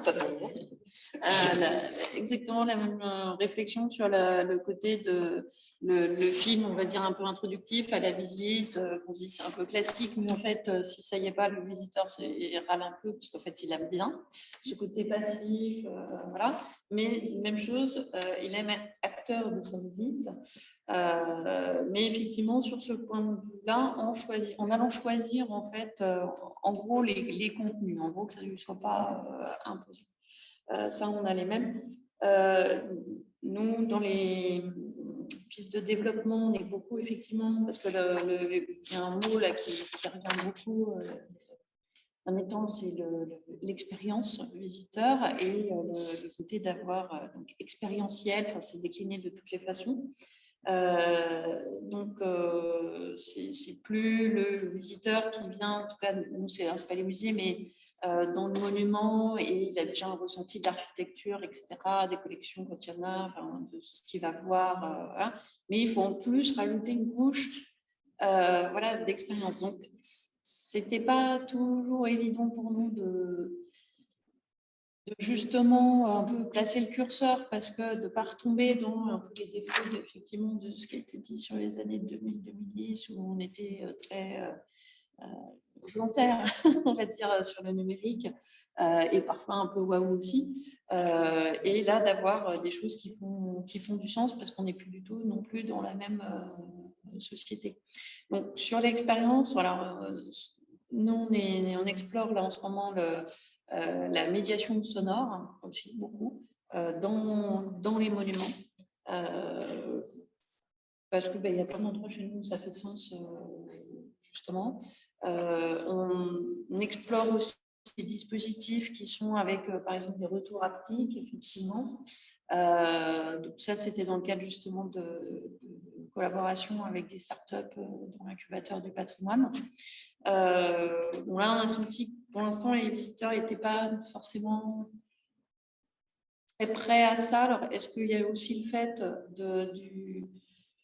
malheureusement, là, de la période Covid qui fait que toucher quelque chose que d'autres ont touché, est-ce que ça a bien été nettoyé, etc. Enfin, voilà, c'est des questions qui ont été quand même très prégnantes, et du coup, une incidence. Et alors, moi, je partage tout à fait l'avis de Lydia sur la réalité augmentée.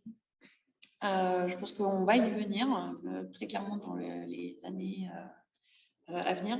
Par contre, ce qui est réalité superposée, réalité virtuelle, etc., nous, dans les monuments, pour le coup, on n'est pas trop, nous, dans le monument, par exemple, proposer aux visiteurs d'être avec un casque ou ce genre de choses. Voilà. Parce que, quelque part, c'est pourquoi est-ce qu'il vient dans le monument chez nous pour vivre une expérience, voilà, même si c'est sur le monument avant. Il y a quelque chose pour nous qui est un peu, voilà, sachant qu'en plus, on a quand même pas mal dans nos publics de familles, de gens qui viennent donc vraiment à plusieurs, et dès qu'il y a un casque, du coup, ils sont coupés en fait des autres. Mais par contre, sur la réalité augmentée, ça, c'est quelque chose qui nous intéresse énormément, notamment avec mais là, on n'est pas du tout mature en termes de technologie, parce que il y a toute la question de la reconnaissance d'image. Derrière, et dans les monuments et dans les musées, c'est exactement la même chose, je pense.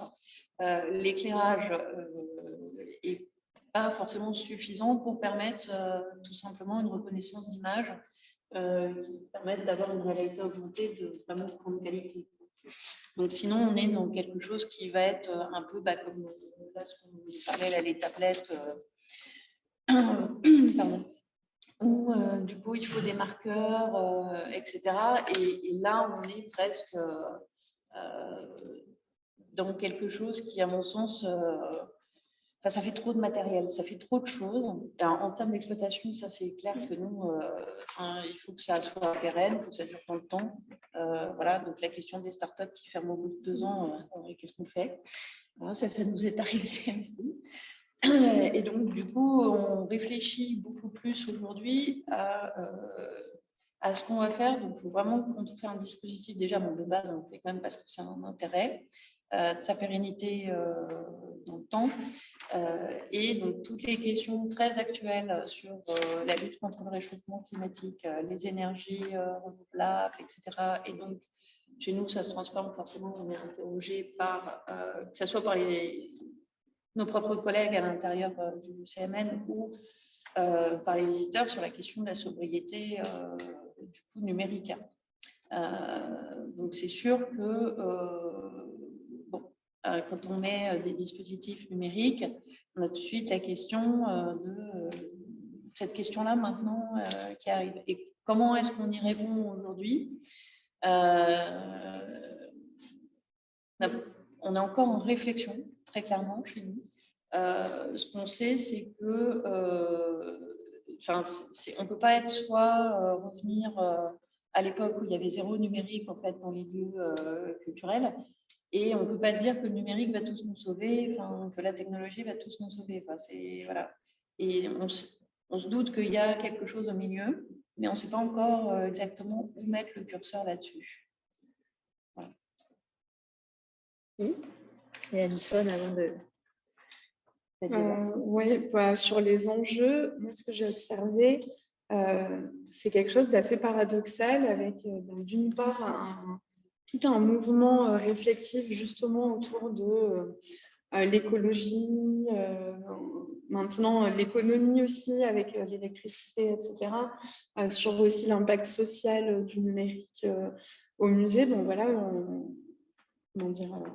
un mouvement de on en revient un peu, de mettre tous ces dispositifs numériques, etc., qui est un peu paradoxal avec aussi tout un autre discours qui est un peu contradictoire sur métavers, NFT. Voilà, je pense que vous en avez forcément entendu parler. Peut-être que vous êtes même fait démarcher par des boîtes qui font ça.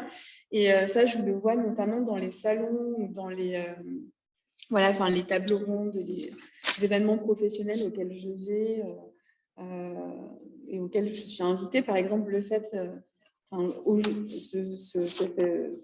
cette table ronde aujourd'hui où on s'interroge sur le numérique, les liens, etc., ça illustre vraiment ce mouvement de réflexivité. Mais en parallèle, il y a quelques semaines, je suis allée assister à un truc sur métavers pour la culture, où là, c'était un discours un peu opposé, pas opposé, mais contradictoire en tout cas avec tout ce qu'on vient de dire sur il faut absolument que toutes les grandes institutions françaises, et puis même les petites, aient leurs monuments transférés dans le métavers pour avoir une présence, et puis pour que les visiteurs viennent dans le métavers visiter, etc. Donc, il y a vraiment quelque chose pour moi aujourd'hui de paradoxal dans les enjeux et vers quoi est-ce qu'on va se diriger sur les questions de métavers, NFT, etc. J'ai l'impression, de ce que je lis en tout cas en ce moment, que ça ne prend pas énormément. Là, dernièrement, j'avais lu des articles sur le métavers de Facebook, de Meta, qui ne fonctionnait pas du tout, où il y avait très peu de personnes qui se rendaient dedans et que même apparemment les employés de l'entreprise ne se rendent pas eux-mêmes dans le métavers dans le cadre de leur travail qu'ils sont censés faire. Donc mon travail, c'est pas d'être devin ou de dire ce qui va se passer, mais en tout cas, j'ai l'impression que ça prend pas énormément. Et un deuxième élément au niveau des enjeux que je m'étais noté, c'est le développement des études d'usage qui va de part avec du coup ce mouvement un peu réflexif. Et d'ailleurs, je serais intéressée d'avoir vos pratiques sur les études d'usage des dispositifs avec du coup des réflexions en interne. Et puis aussi, ce que je vois, c'est la professionnalisation, pardon, j'ai du mal avec les mots, des personnes en fait qui vont être employées par les musées du patrimoine. Aujourd'hui, dans plein d'institutions, on va avoir des postes dédiés à chargés du numérique, chargés de projets numériques, multimédia, etc. Postes qui n'existaient pas il y a quelques années. Maintenant, on a quelques années. Ça ne s'appelait pas comme ça.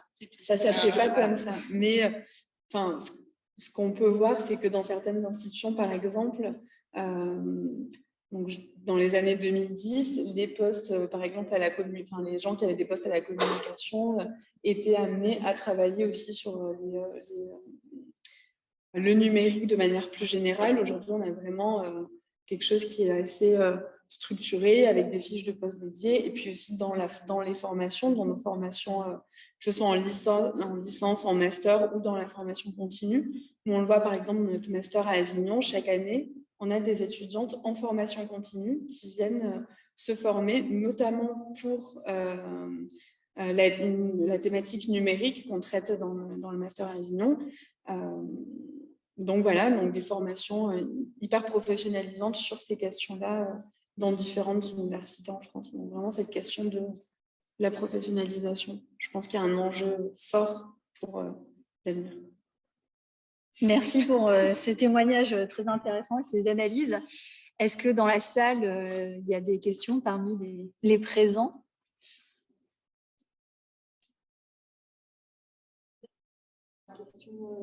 En ligne, alors? Question en ligne, puisqu'il y a une question qui est arrivée depuis quasiment au début de la journée. Donc, c'est Élise Delbuste qui travaille au FRAC des Pays de la Loire. Et donc, je lis l'ensemble de la question. La difficulté que nous rencontrons, c'est la multiplicité des outils et plateformes numériques afin de toucher tous nos publics qui sont extrêmement divers. Dès que nous créons un outil numérique de médiation, nous sommes toujours obligés de cibler les publics. Est-il possible de développer un outil qui s'adapte à tous les types d'utilisateurs selon vous? Car une fois en ligne, concrètement, n'importe qui peut s'en emparer. Y a-t-il des codes pour créer plus d'inclusivité dans nos outils numériques? Et enfin, une dernière question qu'elle vous pose, mesdames. Je me demandais aussi comment les retombées des outils étaient étudiées dans vos institutions. Quels outils d'analyse utilisez-vous? Bonne question. Alors, je reprends. Est-il possible de développer un outil qui s'adapte à tous les types d'utilisateurs selon vous? On parle notamment des outils en ligne.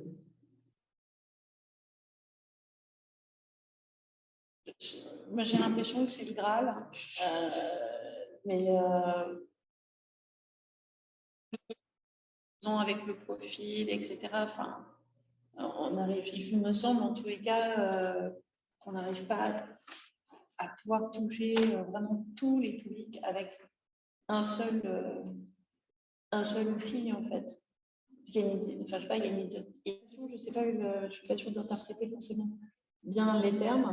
Est-ce qu'on est sur l'inclusivité au niveau de l'accessibilité et au niveau de la prise en compte du handicap? Parce que c'est ça la question, ça, je ne sais pas. Alors ça, on peut poser la question à Élise, puisque moi non plus, je ne sais pas. Je peux poser telle qu'elle était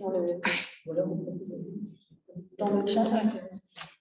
Oui, ça mais en tous les cas, oui, moi je trouve que quand on travaille spécifiquement pour qu'un dispositif prenne en compte, alors on ne peut jamais prendre en compte pareil aussi tous les types de handicap, mais le plus de situations de handicap possible, on améliore pour tout le monde. Donc ça, pour le coup, il y a vraiment des choses à faire.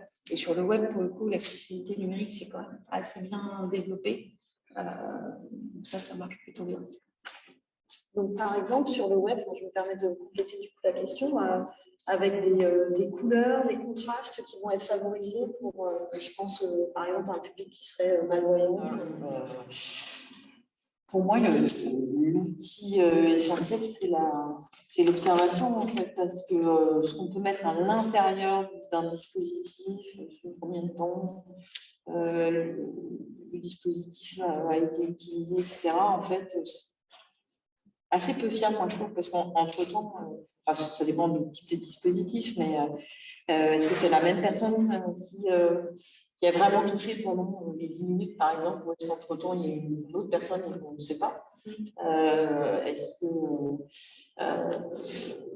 qu'elle s'est vraiment intéressée ou pas? Est-ce qu'elle a ouvert X contenu, mais sans y prêter attention? Donc, pour moi, le vrai retour qualitatif sur les dispositifs, il est vraiment sur l'observation, avec la difficulté qu'on a, c'est qu'à part quand on est en phase de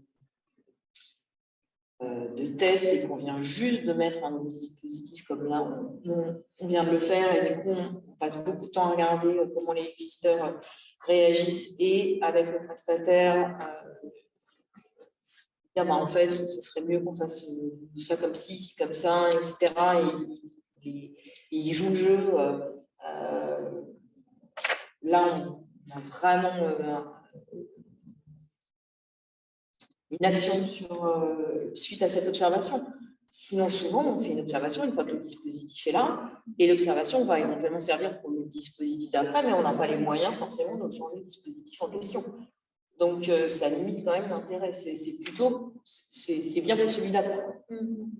Et on n'a pas toujours les moyens. Une fois, en gros, une fois que le dispositif il est en place et il fonctionne, on va très peu le faire évoluer. C'est vraiment pas du tout. Et puis, vous avez aussi cette logique au château des Ducs d'utiliser aussi des expositions temporaires un peu pour expérimenter les choses et voir si vous pouvez développer ça, c'est super. sur le parcours permanent. Ouais, parce que ce qui va marcher dans une expo, a priori, va marcher dans un musée. Donc, même si ce n'est pas forcément toujours d'ailleurs très exactement les mêmes publics, mais et puis on a moins d'enjeux parce qu'une expo, ça va durer 3, 4, 6 mois.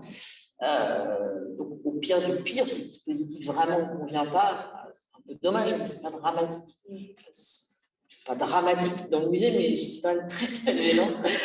Donc, c'est vrai que ça peut permettre de voir vraiment des réactions, des compréhensions, tout ce rôle de visiteur-acteur dont on parle depuis tout à l'heure, jusqu'où on peut les emmener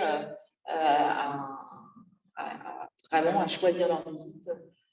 C'est ça, en fait, les vraies questions. Merci. Peut-être, Alexandra, sur les outils d'analyse que vous avez, vous, à l'échelle du réseau du Centre des Monuments Nationaux? C'est exactement la même chose. Dans les dispositifs, la plupart du temps, on a des journaux de l'œuvre qui nous permettent effectivement de récupérer un certain nombre de données qu'au final, en termes d'exploitation, les interpréter, c'est ça. On ne sait pas si vraiment la personne elle est restée bien devant, etc.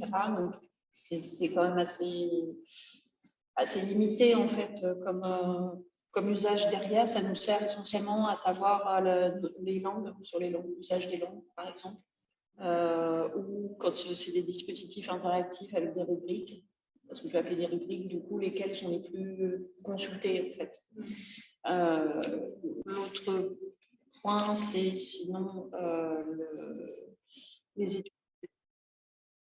C'est classique, j'ai envie de dire, voilà, avec du coup des gens qui vont être sur place. Donc, il y a une étude quantitative et qualitative, puisqu'il y a de l'observation et parfois des questionnaires qui sont aussi faits auprès du public. Donc là, c'est la même chose pour nous, c'est-à-dire que ça. Une fois que le dispositif il est fait, mener des actions correctives sur le dispositif, c'est pas évident. Suivant ce que c'est, voilà. Donc c'est exactement la même chose. Ça nous sert pour le prochain. Voilà. Donc ça nous permet de progresser quand même. Du coup, voilà, dans ce qu'on fait. Et du coup, nous, c'est pas à travers les expositions en fait qu'on expérimente, mais on fait aussi de l'expérimentation. Et là, ce qu'on essaye de mettre en place, par contre, c'est d'avoir plus souvent de la co-conception au démarrage du projet, ou du coup de faire des phases avec des focus group en gros pour justement tester ce qu'on disait. L'ergonomie, par exemple, du dispositif en phase de conception, puis après son maniement. Revenir plus en détail sur un exemple d'objet digital. Une question pour Lydia, et c'est son insertion dans un dispositif de médiation plus large. Les gens vont se dire, mais qu'est-ce qu'elle raconte? Ça fait des trucs bizarres et c'est moi qui ne dis pas. Alors, par exemple, il y avait une expo à la Cité des Sciences de la Villette autour du repas, du banquet, je pense. Et vous étiez amené à râper des fausses carottes ou battre des œufs pour faire une omelette. Enfin, tout un tas de trucs plus incroyables les uns que les autres. Évidemment, il n'y avait pas d'œufs, évidemment, il n'y avait pas de carottes, mais vous aviez quand même bien un batteur et un saladier. Et plus vous battiez vite, et plus l'ordinateur, enfin l'écran au-dessus, vous disait en gros, c'est bien, maintenant tu peux la faire cuire. C'est pas une omelette, mais l'idée c'était vraiment vous êtes amené à faire une action avec quelque chose de réellement physique, c'est pas quelque chose que vous faites sur un écran.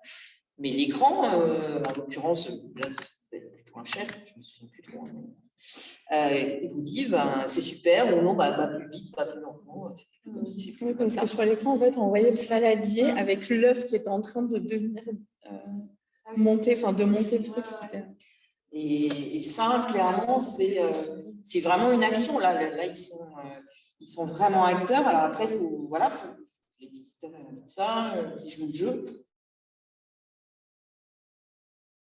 Parce que, comme on disait tout à l'heure, l'idée, c'est pas la techno pour la techno. On avait pour la salle 3 sur les Nantes très envie de faire quelque chose depuis un petit moment sur un Magic Wall. En attendant, tant qu'on n'avait pas le sujet qui s'y prêtait, on ne le faisait pas parce que ça ne s'y prête vraiment pas pour tout. Là, c'est positif, ça ne suffit jamais de venir de voir en ligne. Je pense que comme il y a, alors là, je pense qu'on remonte à 20, 25 ans peut-être, on disait si on met trop de photos sur un site internet, les gens ils ne vont pas venir parce qu'ils auront tout vu. Évidemment, ce n'était pas le cas. Là, c'est pareil, c'est pas parce qu'ils auront fait une visite virtuelle ou ils seront allés dans le métavers de tel ou tel site qu'ils ne viendront pas. Au contraire, je pense que c'est tous les fils inverses, en tout cas si c'est bien fait. Sinon, pour le côté expérientiel et sensible, oui, là dans l'expo sur l'Inde qu'on a en ce moment, on a des odeurs, on a des sons, on peut toucher des tissus. Voilà, tous les sens sont appelés à être sollicités. Et ça, clairement, les publics aiment ça, il n'y a aucun doute là-dessus, c'est un vrai plus. Une manière de acteurs, ou en tout cas de leur parler différemment, de leur faire vivre une expérience qui va plus les toucher, qui va mobiliser tous les aspects. Et on sait que la majorité des visiteurs sont beaucoup moins lecteurs qu'avant. Donc, il faut aussi pouvoir leur donner du contenu ou de l'information ou du plaisir autrement que par la lecture. Parce que là, on sait que là, par contre, on va vite les perdre. On a tenté, nous aussi, la médiation olfactive, avec les limites, par contre, de la médiation olfactive, qui est que ça demande beaucoup d'entretien, en fait, pour continuer à ressentir, à sentir en tout cas les odeurs, etc. Mais ça m'a fait réagir sur la question du non-public, parce que ça, c'est quelque chose, ça fait vraiment de très nombreuses années maintenant qu'on parle de ce non-public qui ne vient pas dans les lieux culturels.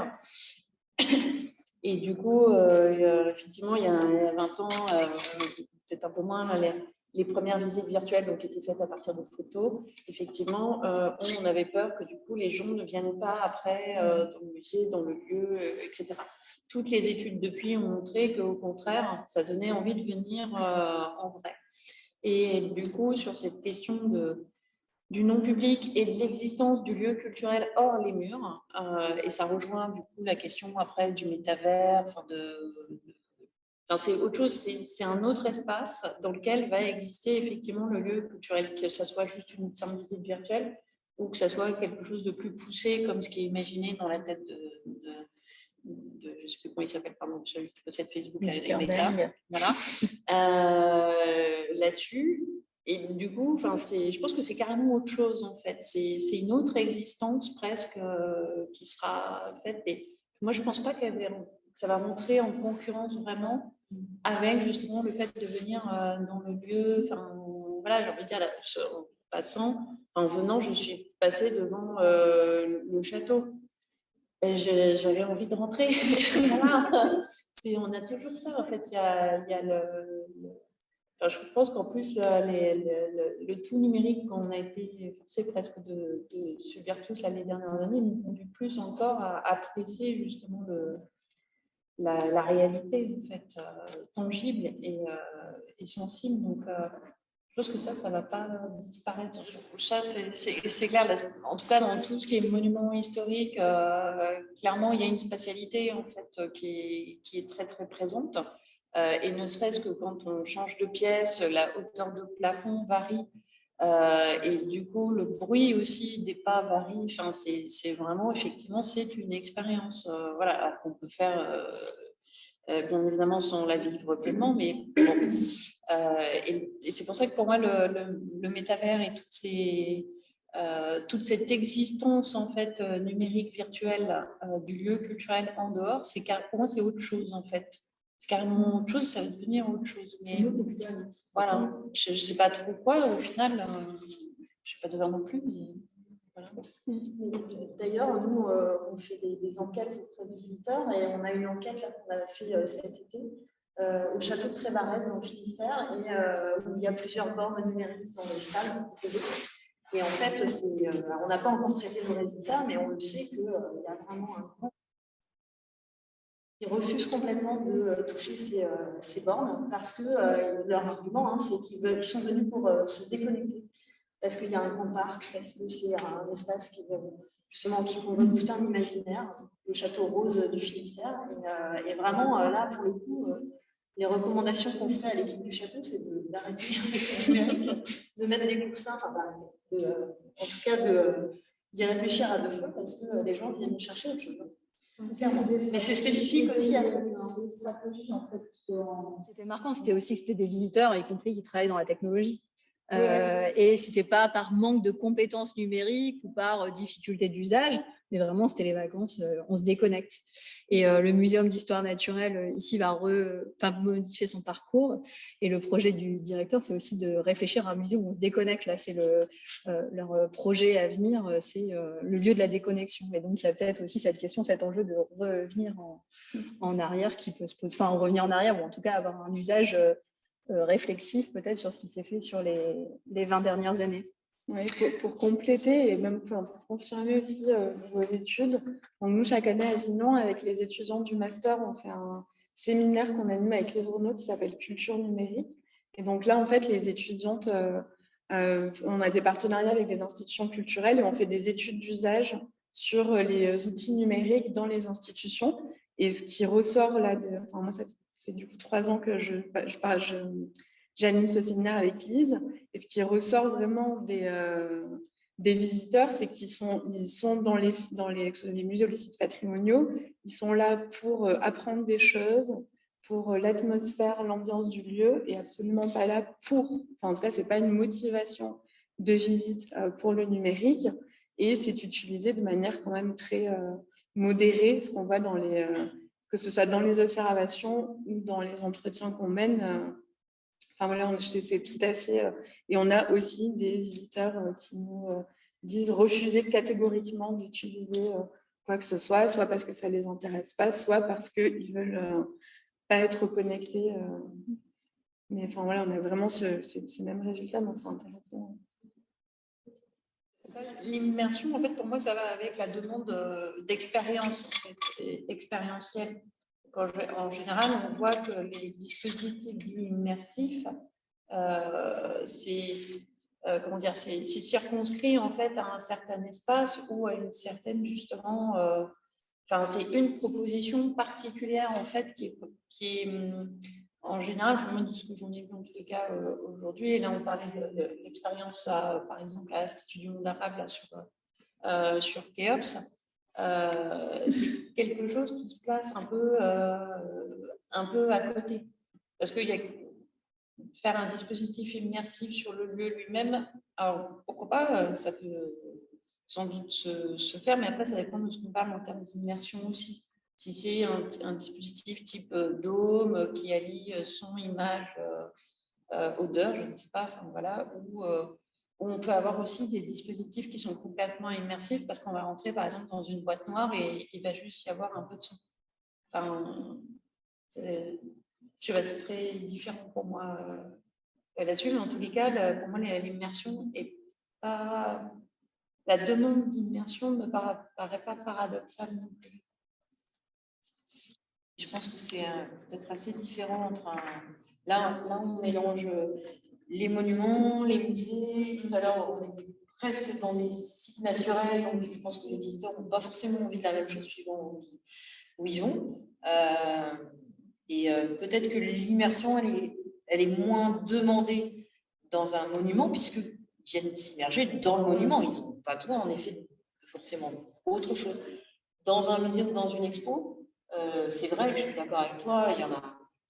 On voit qu'il y a ces demandes, les scénos qui sont de plus en plus justement immersives, pas forcément uniquement d'un point de vue numérique, mais parce qu'elles vont on va reconstituer les intérieurs, on va Au contraire, on va faire voyager les gens en les emmenant, comme nous en ce moment, on les emmène en Inde. Elle n'est pas excessivement immersif, mais quand même, et visiblement, elle plaît. Et je pense que c'est aussi par ce côté, pendant quelques minutes, 1 heure, 1 heure et demie, ils ne sont plus vraiment à Nantes, ils ne sont plus vraiment au château, ils sont un tout petit peu en Inde. Donc je pense que ça dépend vraiment de quel site aussi de visite de quel site on parle. Et puis, par contre, je pense qu'on est tous d'accord pour dire que personne ne va quelque part pour du numérique. Ils sont contents d'en trouver, mais ils ne vont pas pour ça. Ou alors, ça va être un petit peu l'effet waouh avec, par exemple, le Kéops, où moi, je me suis fait vraiment avoir, entre guillemets, où j'ai vraiment passé un bon moment. Et j'y allais pour ça, mais parce qu'en même temps, il n'y avait rien d'autre à voir. C'était ça l'offre. Ça, dans un musée ou dans un site de visite, un site patrimonial, ça n'a aucun sens parce que ça peut avoir lieu dans n'importe quel cube. Donc, on parle vraiment d'autre chose, à mon avis. Pour compléter, moi, j'ai un avis assez critique sur ces questions-là, puisque, du coup, travaillant sur tout ce qui va être les discours et les formules qui circulent autour du numérique, il me semble que tout ce qui va concerner l'immersion, mais comme l'expérience innovant, etc., sont vraiment des formules clés. Et quand je regarde aussi les appels d'offres, les appels à projets, etc., on voit qu'il y a vraiment certaines formules qui sont utilisées un peu comme des éléments clés pour, pour faire financer tel projet. On va écrire que c'est immersif, mais quand on se pose vraiment la question, moi-même, ma thèse a été financée. J'ai obtenu un financement pour ma recherche parce que dans mon projet, j'ai écrit que j'allais travailler sur des dispositifs innovants, numériques. Enfin, là, je ne le dis pas de manière péjorative, mais c'est intéressant aussi. Comment est-ce qu'on fait pour financer nos projets? On dit que c'est immersif, on dit que c'est innovant, que c'est ceci, que c'est cela. Et quand on s'interroge vraiment sur cette question de l'immersif, vous venez de le dire, est-ce que déjà rien que le fait d'aller dans un musée, on n'est pas déjà en immersion de quelque chose? Donc je pense qu'il faut vraiment se poser des questions là-dessus. Et puis aussi, cette question de demande d'immersion, c'est aussi un arbre de demande d'immersion, innovation, etc.